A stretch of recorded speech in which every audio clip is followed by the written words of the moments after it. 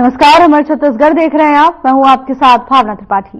बिलासपुर में मुख्यमंत्री विष्णुदेव साय के सुशासन में स्वास्थ्य सेवाओं के उन्नयन की दिशा में अनेक प्रयास किए जा रहे हैं। इसी क्रम में कलेक्टर ने जिले में स्वास्थ्य सेवाओं के सुदृढ़ीकरण के लिए स्वास्थ्य विभाग की बैठक ली। तो वहीं कलेक्टर ने सभी विकासखंड में सीएचसी, पीएचसी में आवश्यक सुविधाओं और समस्याओं की जानकारी ली। इसके साथ ही स्वास्थ्य केंद्रों में उन्नयन के लिए प्रस्ताव बनाकर देने के निर्देश भी दिए। आपको बता दें कि सभी विकासखंडों को आगामी 3 माह में 4 स्वास्थ्य केंद्रों के उन्नयन का लक्ष्य दिया गया है। इसके साथ ही कलेक्टर की ओर से कहा गया कि स्वास्थ्य जैसी बुनियादी सुविधाओं में किसी भी तरह की कोई भी लापरवाही नहीं बरती जानी चाहिए, कोई भी कमी नहीं होने दी जाएगी।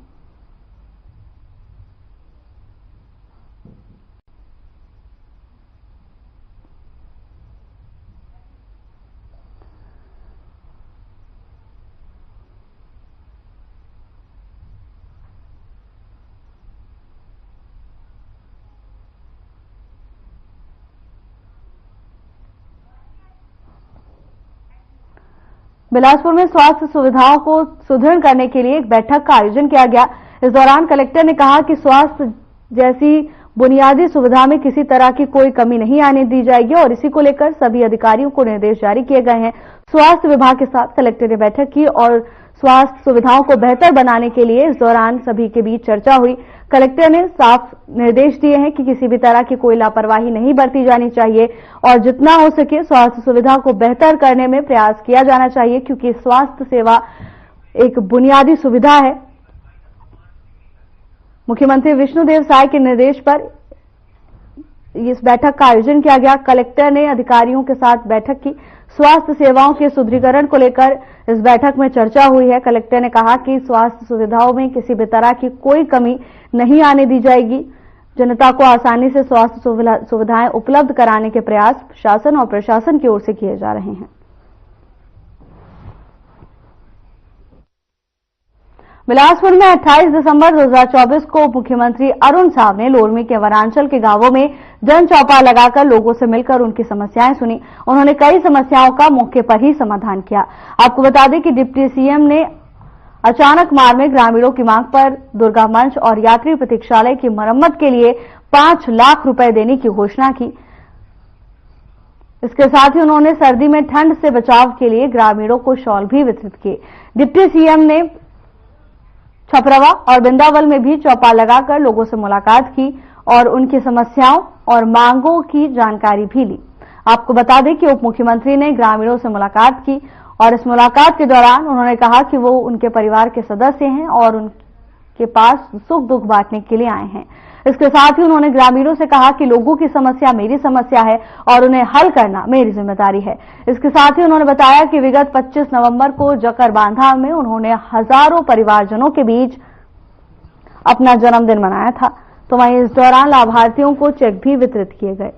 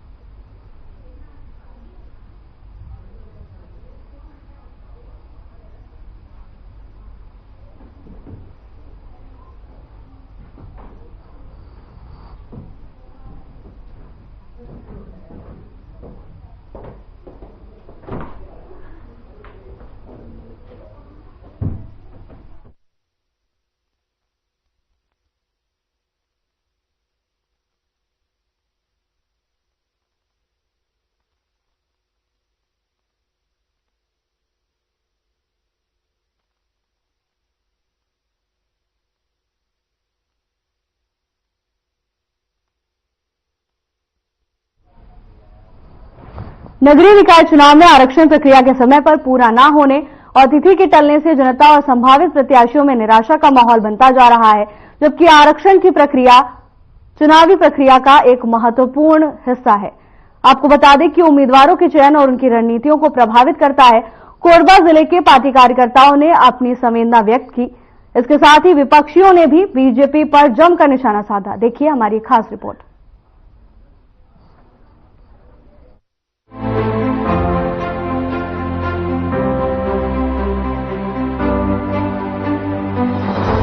छत्तीसगढ़ में नगरीय निकाय चुनाव के नगर पालिका निगमों के महापौर, नगर पालिका और नगर पंचायत अध्यक्षों के आरक्षण की प्रक्रिया टाल दी गई है। 27 दिसंबर को होने वाले आरक्षण अब 7 जनवरी 2025 को होंगे, जहां नगरीय निकाय प्रशासन और छत्तीसगढ़ शासन ने निर्देश जारी किया। तिथि टलते ही विपक्षियों में निराशा देखी जा रही है। उन्होंने बीजेपी सरकार पर निशाना साधा है और कहा कि बीजेपी की तैयारी ठीक नहीं है, इसीलिए तारीख से तारीख देते जा रहे हैं, जबकि आरक्षण प्रक्रिया में समय लगना संभावित उम्मीदवारों को प्रचार की रणनीति बनाने में बाधा उत्पन्न होती है। कहा कि आखिर सरकार की मंशा क्या है, तैयारी को लेकर ये समझ से परे है, लेकिन बीजेपी कार्यकर्ताओं ने इस फैसले की सराहना की है। भारतीय जनता पार्टी बिल्कुल पूर्णतः असफल साबित हो रही है।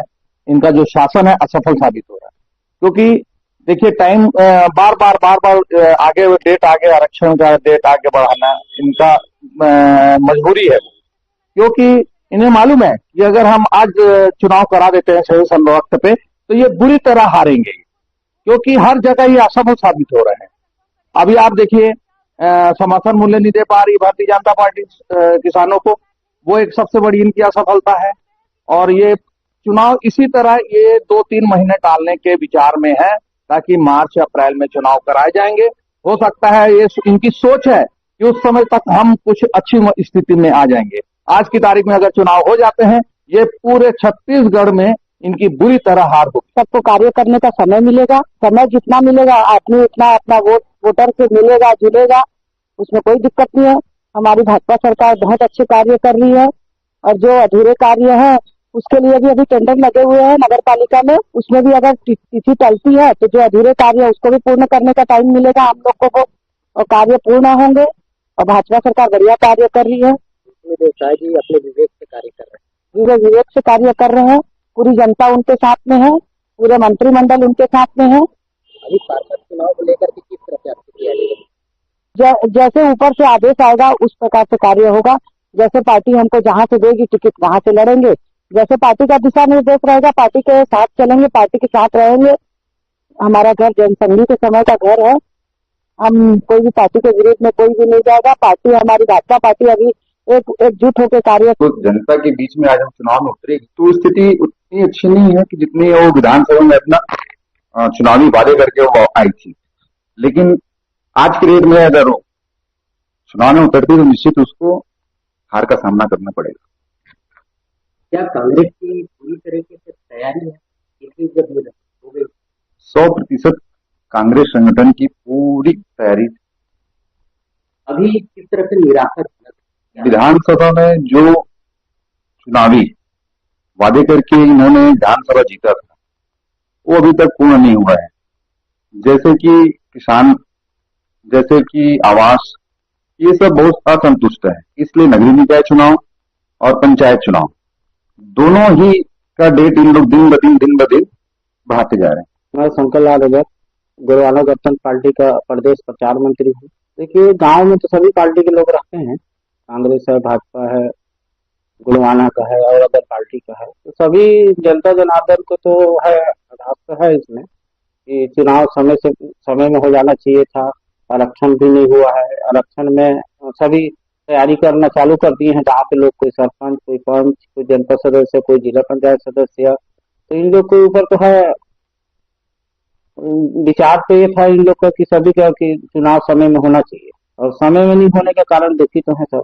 गुड़वाना गठबंधन पार्टी की तैयारी है कि हर छत्तीसगढ़ में हर जिला में जाके मतलब तैयारी है। सरपंच, जनपद और जिला पंचायत की तैयारी है, उसमें भी हमारे कैंडिडेट तैयार हो गए, मैदान में उतर चुके हैं। अब हम लोग तो चाह रहे थे जितना जल्दी नगर निकाय चुनाव हो और ग्रामीण चुनाव हो, लेकिन गवर्नमेंट आरक्षण नीति के तहत पता नहीं क्यों बार बार लेट कर रहा है चुनाव को। और जितना जल्दी होता हम लोग को भी अच्छा लगता कि कोई सा कौन नया चेहरा आएगा। हमारे वार्ड पार्षद का तो हो गया है फिक्स कि क्या होना है करके, लेकिन अध्यक्ष के लिए और महापौर के लिए अभी भी आरक्षण नीति के तहत फिक्स नहीं हो पा रहा है कि किस कैटेगरी में देना है करके। और जितना जल्दी होता नया चेहरा आता तो हम लोग को भी समझ में आता कि कैसा विकास होगा, किस तरीके से विकास होगा करके। चुनाव जल्द से जल्द होना चाहिए।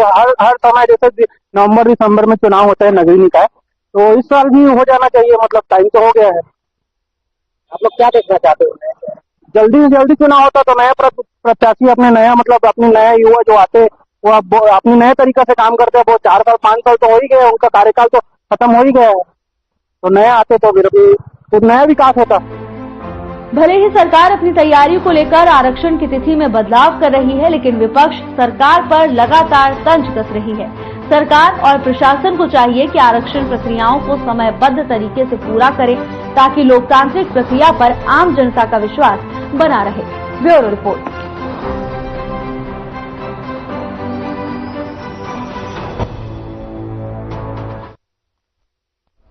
बीजापुर में राष्ट्रीय स्वयं सेवक संघ युवाओं को आत्मरक्षा, संगठित समाज और राष्ट्र को मजबूत बनाने के लिए प्रशिक्षित कर रहा है। तो वहीं देश और समाज में बढ़ रहे असामाजिक तत्वों को रोकने और समाज को नई दिशा में ले जाने के लिए युवाओं को लगातार प्रशिक्षित किया जा रहा है, युवाओं को प्रशिक्षण दिया जा रहा है।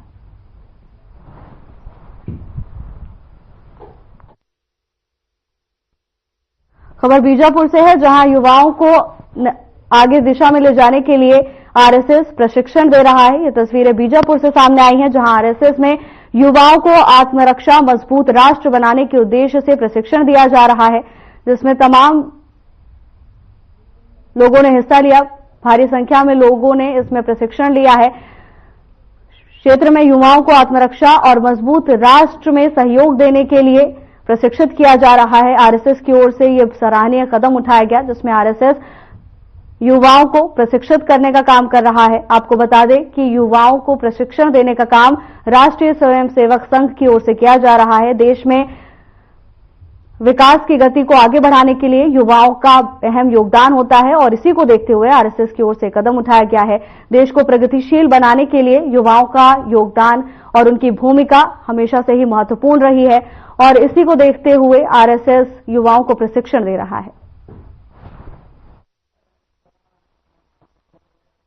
रविशंकर शुक्ल, जिला संघ चालक, जिला बीजापुर, राष्ट्रीय स्वयंसेवक संघ। ये इस कार्यक्रम से लोगों को क्या लाभ मिलेगा?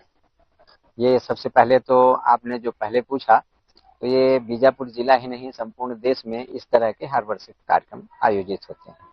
प्रशिक्षण है ये, इसमें शारीरिक, मानसिक, बौद्धिक तीनों तरह का प्रशिक्षण दिया जाता है, इसलिए व्यक्तित्व विकास शिविर के नाम से जाना जाता है।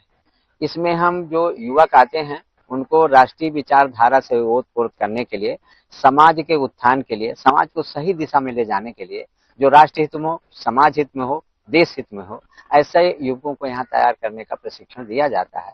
ये 7 दिवसीय प्रशिक्षण है जो हर वर्ष होता है सभी जिलों में। ये लाभ मिलेगा कि समाज में ना अनेक प्रकार की कुरीतियां हैं, असामाजिक तत्व हैं, जिनको सुधार करने के लिए ये स्वयंसेवक हमेशा एक अच्छा समाज बनाने के लिए प्रयत्नशील रहते हैं। खबर बिलासपुर से है, जहां एएसबी समर्थन मूल्य पर धान खरीदी तेजी से जारी है।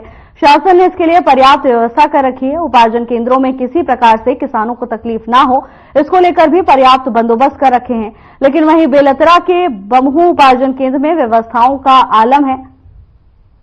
यहां उठाव ना होने से अब फड़ भी खाली नहीं है, जिससे किसानों को निराश होकर लौटना पड़ रहा है। आप देख सकते हैं कि बारिश की संभावना के बीच यहां धान को ढकने की कोई भी व्यवस्था नजर नहीं आ रही है। तो वहीं किसान अपने से आकर यहां तौल रहे हैं, ना ही प्रबंधन और फड़ प्रभारी यहां पर उपस्थित हैं, जिससे यहां अव्यवस्था का आलम नजर आ रहा है। आपको बता दें कि धान खुले में और जमीन में रखे हुए हैं, जिसमें नमी आने और खराब होने की संभावना है। तो वहीं शासन को इस ओर ध्यान देने की जरूरत है।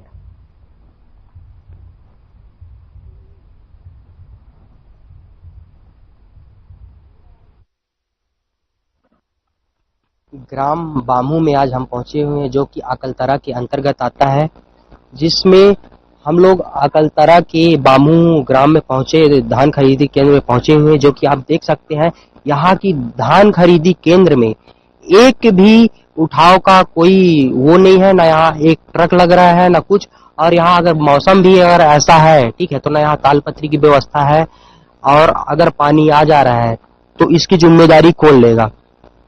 तो मैं शासन प्रशासन से और खाद्य विभाग से मैं ये आग्रह करता हूं कि जल्द से जल्द ग्राम बामू में इसका उठाव किया जाए, और पानी को देखते हुए, मौसम को देखते हुए इसका सुरक्षा को मद्देनजर रखते हुए इसकी सुरक्षा करवाया जाए। हर खबर से रवि तिवारी, शत्रुघ्न चौधरी। बिलासपुर से अंबिकापुर नेशनल हाईवे 130 के सड़क निर्माण में पोड़ी उपरोड़ा तहसील अंतर्गत जुराली के पास 2 किलोमीटर की विवादित जमीन के मामले में किसानों को कोर्ट से नोटिस जारी किया गया। नोटिस के मुताबिक किसानों का आरोप है कि उन्होंने प्रशासन के कार्य को बाधित किया। इसके साथ ही किसानों के खिलाफ 107, 116(3) के तहत प्रकरण बनाया गया है। कोर्ट के नोटिस घर पहुंचते ही ग्रामीण बड़ी संख्या में कटघोरा तहसील पहुंचे। देखिए हमारी खास रिपोर्ट।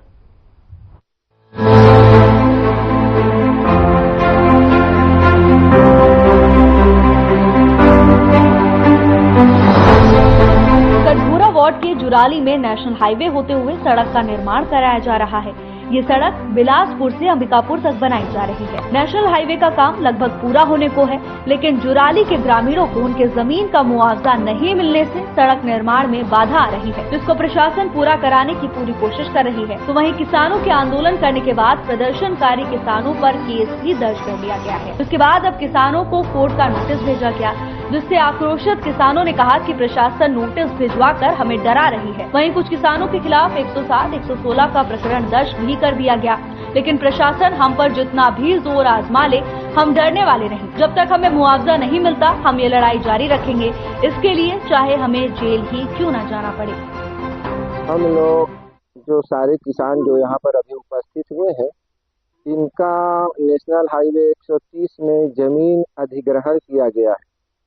इस अधिग्रहण में 2880 रुपया वर्ग मीटर का सरकार का गाइडलाइन है। इसके हिसाब से मुआवजा का वितरण होना चाहिए था।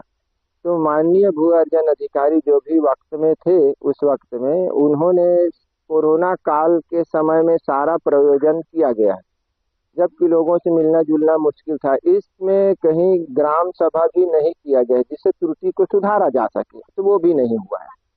तो नेशनल हाईवे 130 में जो जमीन गई है और हम गांव वालों को मुआवजा प्राप्त नहीं हुआ है, 2880 रुपया के दर से हमको प्राप्त होना चाहिए। हमारी लड़ाई सिर्फ उतना ही है कि जो सरकार का गाइडलाइन है उसी के हिसाब से हमको मुआवजा देना प्राप्त होना चाहिए करके। इसका केस अभी माननीय कमिश्नर ऑफिस बिलासपुर में चल रहा है। तो इसमें हमारी कल 26 तारीख को पेशी थी। इसके पूर्व माननीय एसडीएम साहब कटघोरा, इन्होंने 22 तारीख रविवार को वहां समतलीकरण या निर्माण कार्य के लिए गए हुए थे। तो हमको जब पैसा नहीं मिला है तो हमने उसका विरोध किया तो इन्होंने बहुत सारे हमारे किसान भाइयों के साथ 107, 116 का केस बना के नोटिस हमको भेजा गया है, जिसकी तारीख कल 26 तारीख को उपस्थिति की थी। तो 26 को तो हम सब लोग गए थे बिलासपुर, इसलिए हम लोग नहीं आ पाए। तो आज हम लोग सब कोई आए हैं। तो हम सब किसानों का कहना है, भीड़ में तो हम सब लोग थे, हमारी सबकी जमीन गई हुई है। तो कुछ लोगों को नोटिस देके डराने धमकाने का काम किया जा रहा है प्रशासन के द्वारा। तो हम सब लोग आज आए तहसीलदार महोदय के पास। हम लोग ये चाहते हैं कि या तो हमको मुआवजा वितरण करे या फिर हम सबको जेल भेज दे, क्योंकि हमारा कोई अपराध है नहीं। हम अपनी जमीन की लड़ाई लड़ रहे हैं, हमने कोई अपराध नहीं किया है। इन्होंने जबरदस्ती हमारे ऊपर दबाव बनाने के लिए, डराने धमकाने के लिए प्रशासन हमारे ऊपर दबाव बना रही है। तो हम इसीलिए आए कि हमको जेल भेजे। हमको कोई इच्छा नहीं है, हम जेल जाने को शहर से तैयार हैं। सब लोग आए हैं, 200 लोग से अधिक लोग हैं, हम सब जेल जाने को तैयार। हमारे तरफ से पैसा जब तक नहीं मिलेगा तब तक लड़ाई जारी रहेगी। और इसमें ग्राम वालों को, जुलारी और काबू बहरा कटघोरा के जो भी मूल निवासी किसान हैं, इनके समर्थन में गोंडवाना गणतंत्र पार्टी भी शामिल है। जब तक इन्हें न्यायोचित नहीं मिलेगा न्याय तब तक समर्थन गोंडवाना गठबंधन पार्टी साथ में रहेगी। हमार जमीन फंसे है नेशनल हाईवे में, तो बोला हाईवा चलाएबा डीएम साहब गए से इतवार के दिन हमन सब कोई किसान मन जाके हमन छेका रोका करें, ओखर कारण डीएम साहब तहसीलदार साहब हमारे लिए नोटिस जारी करी से गाड़ी नहीं चले देन तेखर नाम से, तो ओखर लिए हमन आए सब कोई सब किसान के तहसीलदार साहब करा, तो तहसीलदार साहब कहा है कि जमानत लाओ कहा पे, हम जमानत नहीं ला करके हम लोग सब किसान मतलब अंदर करे तहसीलदार साहब एक लिए हमन आए हैं। अपन के का मांगे हमारा मांग है नेशनल हाईवे में जाता है NH में 2880 रुपया मूल रेट है ओखर, वही मांग ला हमल मांगे में तैयार है। और ये देते 127 रुपया यह हमल बना के देते मौजा, तो हमन उतना नहीं लेंगे कहा। हमन मन अपन जमीन के बारे से आए सर, और हमन मन पैसा वैसा अभी देख नहीं है, और साहब मन की गाड़ी धर के जाते ओकरे ले हमन बोले हैं, तो हमर मन के नाम से नोटिस भेजे है, ओकरे ले हमन यहाँ आए हैं। और हम मन लगा लेगे पूरा सब किसान भाई मन ला लेगे, हमन जेल जाए तैयार हैं, ओकरे ले हमन यहाँ आए हैं सर। जैसा नाम आए तो हो नहीं आए तो हो हमन मन जेल जाबो, और का या मैं नोटिस भेजे के ला साहब मन जाने हमन मन कोई मान है मौजा दे तेखर रोड बना हम जे रेट भाई मन बोला वही रेट में हमला मौजा चाहिए। अब हमन भाई अपन अब हमन गए रहे कोई मेरा पैसा सेवा तेहर अपन काम चालू कर लेवा ऐसे की तबे मन डीएम साहब मन जो जबरदस्ती काम ला चालू करा थे। अब हमार कहना है हमार मौजा जो रेट में देते वही रेट दे देवा, तेहर अपन काम चालू कर लेवा, तो मन हमार बा नोट जारी भेजे नहीं डरन है नहीं डरन अपन हक के लिए लड़ा करना। जहां एक तरफ साय सरकार किसान, गरीब और आदिवासी समाज पर खासा ध्यान दे रही है, वहीं प्रशासन के खिलाफ किसानों का ये प्रदर्शन कई सवाल खड़े कर रहा है। क्या प्रशासन और किसानों के बीच किसी बात पर सहमति बनेगी या फिर किसानों का आंदोलन ऐसे ही चलता रहेगा, ये तो आने वाला वक्त ही बताएगा। Bureau report.